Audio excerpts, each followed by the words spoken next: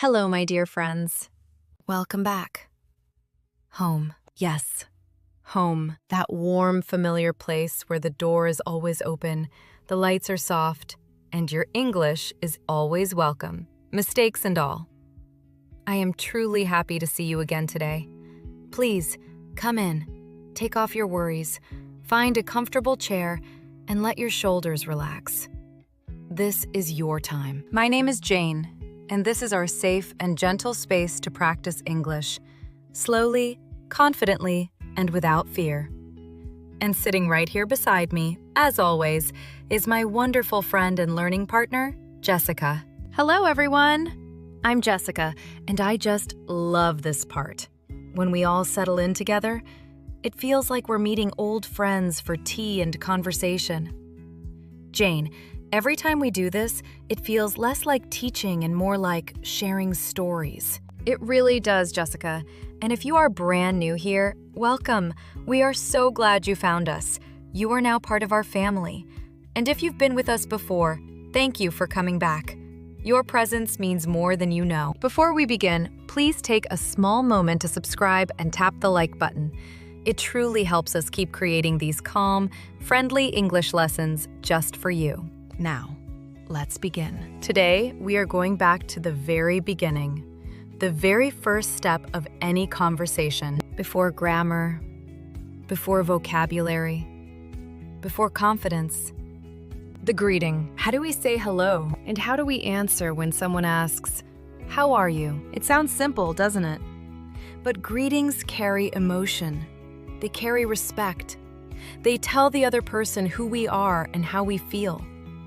In English, greetings change depending on the situation, the relationship, and even the time of day. Today, we will explore formal greetings for your boss, your teacher, or someone you don't know well, and informal greetings for friends, family, and people you feel comfortable with. Let's start with the two words everyone knows: hello and hi.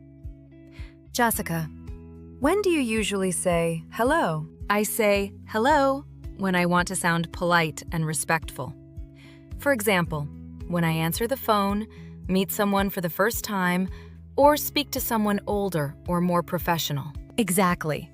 Hello is calm and respectful. It's like a gentle smile with good manners. Now, what about hi? Oh, hi feels friendly and relaxed. I use it with friends, co-workers I see every day, neighbors, and sometimes even strangers if the situation feels casual. Yes, and that's important. English isn't just about rules, it's about feeling. And then, of course, there's hey. But remember, hey is very informal. Save it for friends you know well. Let's slow down and practice together. Say these out loud with us. Hello. Hi. Very good. Now, when you meet someone for the first time, English speakers often use polite phrases to make the moment warmer. These phrases show interest and kindness. Let's practice a few together. It is a pleasure to meet you. Nice to finally meet you in person. I've heard so many good things about you. Wonderful. Now let's talk about time-based greetings. In English, we change our greeting depending on the time of day. From the moment you wake up until noon, we say, "Good morning." I love that one. It feels hopeful, like opening the curtains and letting light into the room. From noon until about 5 in the afternoon, we say, "Good afternoon." And when the day slows down and the sun begins to rest, we say, "Good evening." Let's practice them gently. Good morning. Good afternoon. Good evening. Now, let's make them sound more natural, like real conversations. Good morning. Did you sleep well? Good afternoon. How is your day going so far? Good evening. It's a beautiful night, isn't it? Excellent. Now, with friends, English becomes more playful and relaxed. Instead of, "How are you?" people often say things like, "What's up?" or "How's it going?" These are very informal. When someone says, "What's up?" they're not asking about your health. They're really asking, "What's happening in your life right now?" Common answers are simple. Not much. Just the usual. Same as always. Let's practice. What's up? Not much. How's everything going? Pretty good. Now let's talk about answering, "How are you?" English speakers don't always tell the full truth, but they do try to be polite. If you're feeling great, you can say, "I'm doing great. I couldn't be better. I'm on top of the world." If you're tired or not feeling your best, that's okay too. You can say, "I'm a bit tired, but I'm okay. I've had a long day. I'm hanging in there." Let's practice these slowly. "I'm doing wonderful, thank you."